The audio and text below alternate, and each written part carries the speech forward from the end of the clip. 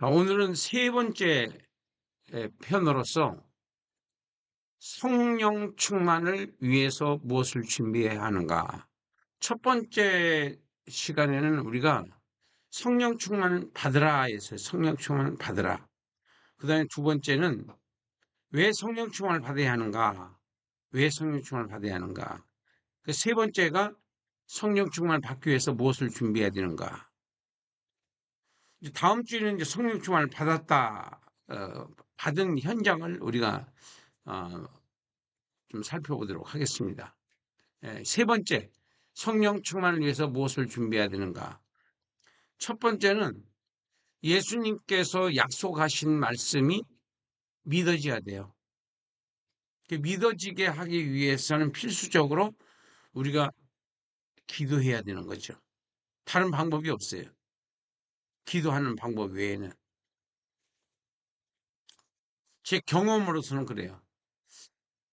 그리고 그건 어떤 말씀을 우리가 기억을 하고 그게 믿어져야 되느냐면 누가복음 24장 49절에 볼지어다 내가 내 아버지께서 약속하신 것을 너희에게 보내리니 너희는 위로부터 능력으로 입혀질 때까지 이 성에 머물라 하시니라.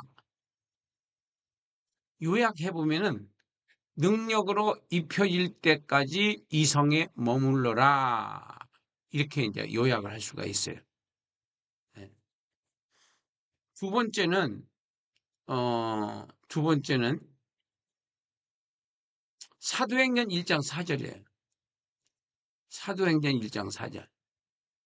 사도행전 1장 4절은 사도와 함께 모이사 그들에게 분부하여 이르시되 예루살렘을 떠나지 말고 내게서 들은 바 아버지께서 약속하신 것을 기다려라. 기다려라. 아버지께서 약속하신 것을 기다려라.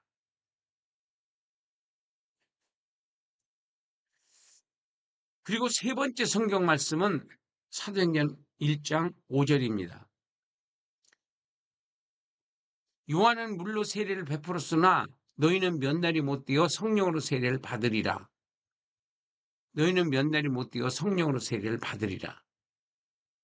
성령 세례 받는다는 겁니다. 성령 세례 받는다는 거야. 누가복음에서는 이 성을 떠나지 말고 머물러 있어라. 위로부터 능력이 임할 때까지. 그 다음에 사도행전 1장 4절에서는 기다려라. 아버지께서 약속하신 것을 기다리라. 약속을 했으니까 그 약속을 하나님은 지키시는 분이니까 기다리라. 그리고 5절에 사도행전 1장 5절에서는 너희는 몇 날이 못 되어 성령으로 세례를 받으리라. 머물라, 기다려라. 여기서는 받으리라. 받을 것이라는 거예요. 그리고 이제 네 번째가 사도행전 1장 8절입니다. 이게 이제 예수님의 말씀으로서는 육신을 입은 상태에서는 마지막 장면입니다. 이 사도행전 1장 8절. 오직 성령이 너희에게 임하시면 너희가 권능을 받고 예루살렘과 온 유대와 사마리아와 땅까지 이르러 내 증인이 되리라. 오직 성령이 너희에게 임하시면 너희가 권능을 받고, 그럼 안 임하시면은 권능을 못 받죠. 그러면 못 받으면 증인이 못 돼요. 지금 우리가 하고 있는 목회 이런 것들이 성령 충만을 받아서 증거하는 거하고 말씀을 성령 충만 받지 않은 상태에서 증거하는 거하고는 달라요. 뭐가 다르냐면 성령 충만을 받아서 설교를 할 때는 자기가 실질적으로 경험하고 체험하고 내가 병을 고치고 또 귀신을 쫓아내고 이렇게 경험을 얘기하는 것을 그것을 영적 지혜라고 그래요. 육적 지혜는 우리가 뭐 학위를 받는다든지 뭐 반복적으로 해서 그 기술이 뛰어난다든지 이런 것이 이 물리적인 학문의 세계를 우리는 지혜라고 그러는데, 성경에서 말하고 있는 지혜는, 예수님의 지혜는 믿음으로 사는 게 그게 지혜예요. 믿음으로 사는 게. 그래서 세상의 지혜로는 예수님의 안 믿어지는 거예요. 세상의 지혜로는. 미련한 전도의 방법으로 구원한다고 그러잖아요. 사람이 볼 때는 미련하죠. 예수님이 죽으시는 것도 그렇고. 우리 같으면 안 죽고 구원하는 방법을 만들었겠죠? 그러나 하나님께서는 이 전도의 방법으로 유대인들에게는 식이 나게 하는 것이요, 헬라인들에게는 어리석게 보이지만은 구원을 받는 자들에게는 하나님의 능력이다. 그렇게 고린도전서에서 말씀하셨어요. 그래서 여기서 네 구절을 여러분들이 기억하셔야 돼요. 사도행전 1장 49절, 사도행전 1장 4절, 그리고 사도행전 1장 5절, 그리고 사도행전 1장 8절. 이거는 예수님께서 약속인 거예요, 우리한테요. 믿는 사람들한테 약속을 한 거죠. 주시리라고. 성령을 주신다고 하는 약속. 머물러 있어라. 뭐 그냥 가만히 머물러 있는 게 아니에요. 기도하면서 머물러 있어. 기도하면서 기다리고 있어라. 그러면 기도하는 가운데서 성령 세례를 받게 될 것이고, 받으면 너희가 내 증인이 될 수 있다. 못 받으면 내 증인이 될 수 없어요. 그래서 설교를 5,000번, 그러니까 50년을 들어도 변화가 왜 안 일어날까요? 성도들에게 문제가 있을까요? 설교자한테 문제가 있을까요? 설교자한테 문제가 있는 거예요. 설교자한테 문제가 있는 겁니다. 분명히 말씀에는 능력이 있다고요. 능력이. 성령이 있다고요. 성령이 역사한다고요. 말씀에는요. 이성적 이해가 아니고 능력으로 믿어지는 거예요. 이해가 아니고 믿어지는 거예요. 이해하고 믿음하고는 다른 거예요. 이해는 이성적으로 이해가 됐다는 거고 납득이 됐다는 거예요. 근데 성령의 역사는 믿음의 역사예요. 믿어지는 거예요. 믿어져야지 기적이 일어나지, 이해가 됐다고 해서 기적이 일어나는 거 아니잖아요. 그래서 우리가 기도해야 된다는 거예요. 이번에 분명히 큰 역사가 일어날 것을 믿습니다. 왜 그러냐면 여러 가지 징조가 그래요. 여러분들 지금 우리가 한 달 채 안 됐어요. 시작한 지가요. 근데 우리가 5명이 사실상 이제 기도하자 그렇게 시작을 했는데 지금 46명이 기도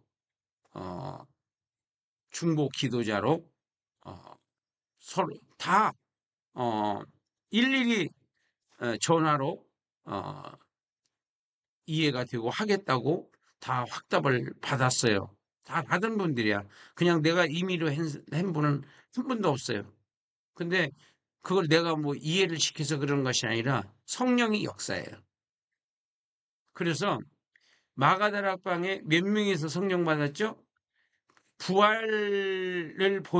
부활한 것을 예수님이 보여준 사람은 500여 명이라고 그랬는데, 실질적으로 거기에 모인 사람들은 120명이고, 그 120명은 다 성령 받았어요.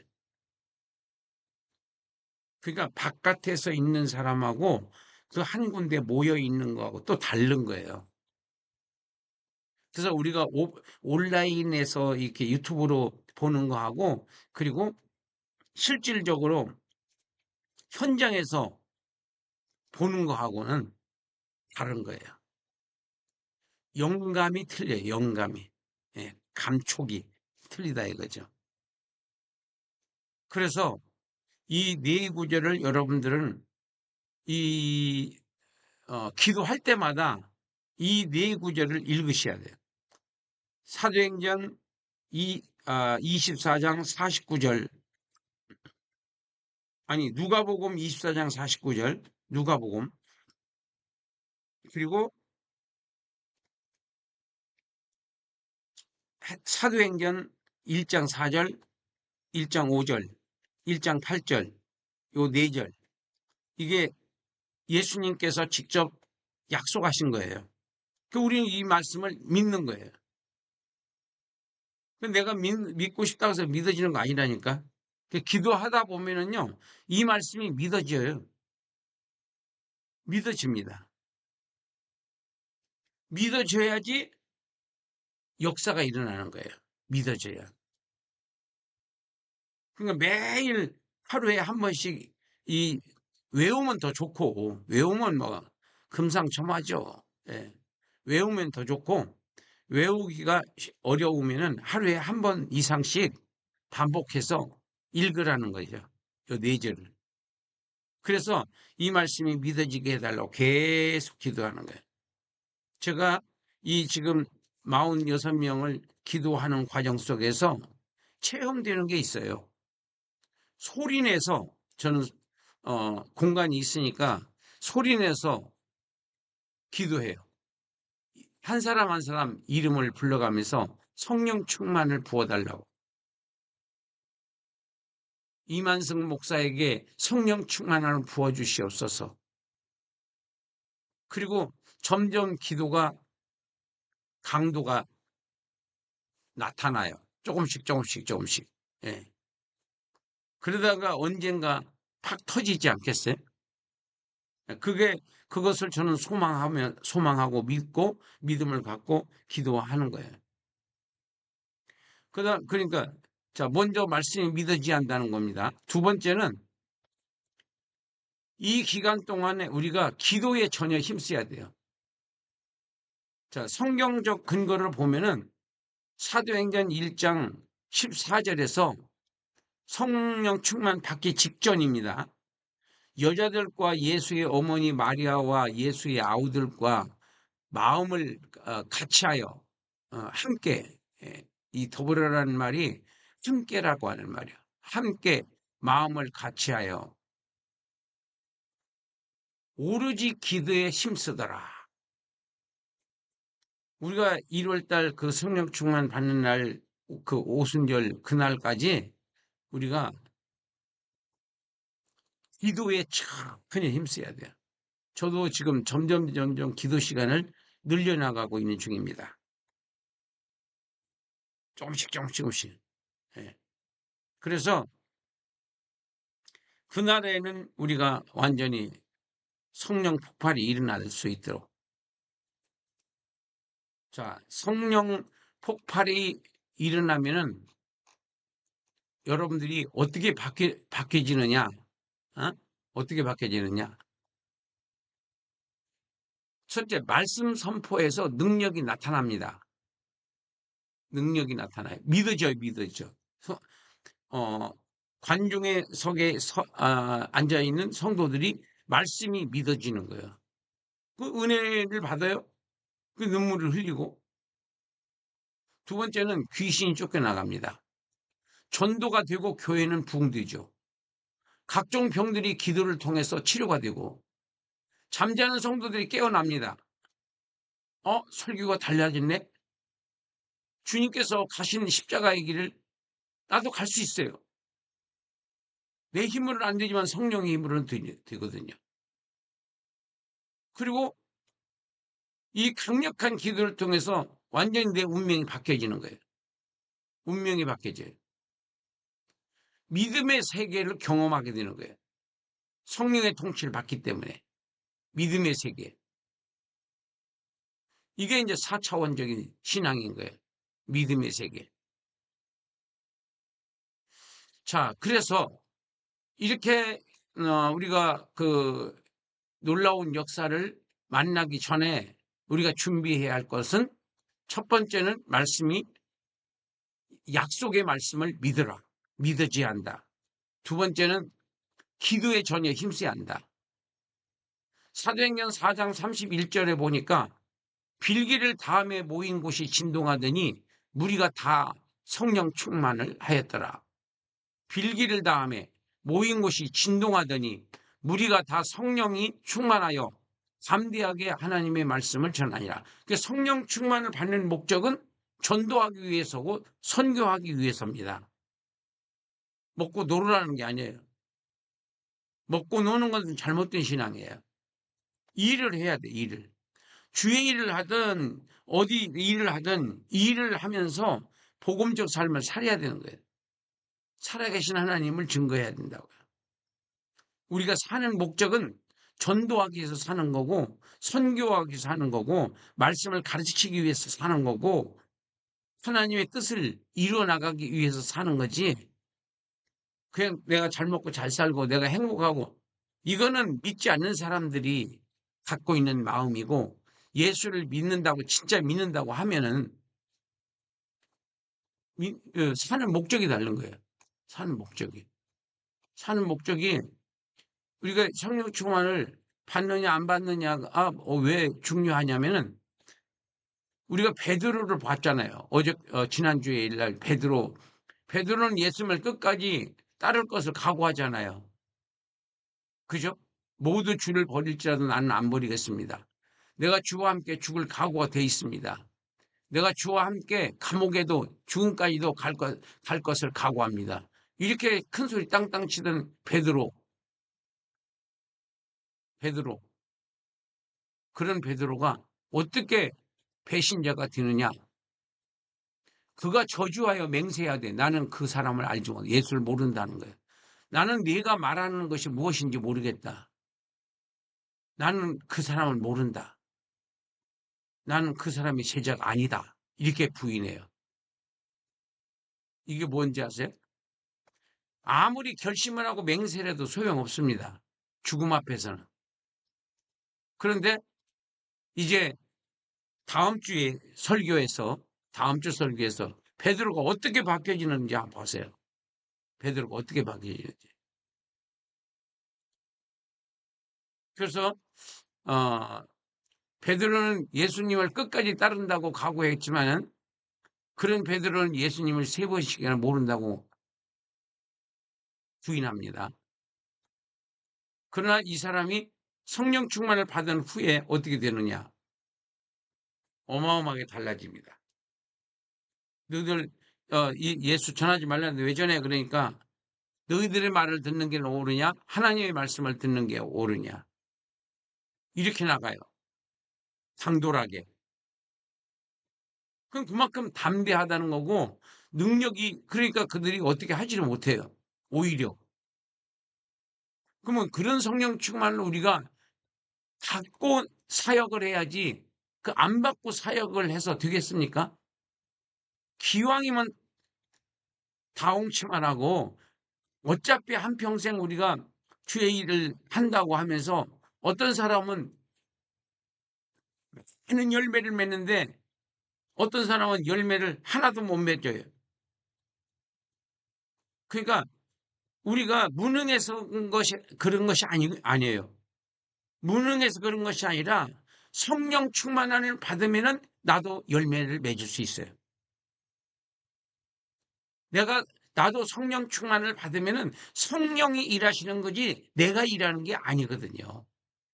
우리가 잘못 생각하고 있는 신앙이 뭐냐면은 주의 일을 내가 한다고 생각해요. 주의 일은 주님이 하시는 거예요.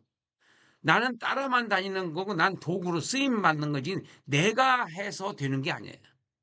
그러니까 내가 자랑할 것도 없고 으쓱될 것도 없는 거예요. 성령님이 다 하시는 거예요. 예수의 이름으로. 그럼 그분에게 영광을 돌리고 그분에게 칭찬을 돌려야지 내가 그 칭찬을 착취하니까 그게 이제 죄가 되는 거예요. 불법을 행한 자라고 그런 하나님께로부터 책망을 듣게 되는 거예요. 받아도 그만 안 받아도 그만이 아니에요. 지금 우리가 다 타락하는 이유는 성령 충만을 받으라고 그러는데 성령 충만을 안 받고 사역지로 나가고 사역을 하고 신앙생활을 하고 있기 때문에 어쩔 수 없어요. 우리가 마귀를 어떻게 이겨요? 성령 충만을 받아야 마귀를 이기죠. 그럼 우리가 예수를 믿었으면 난 죽었고 예수님이 살아서 역사를 하시는데 내가 살아서 따따붙다 하니까 될 일도 안 되는 거예요.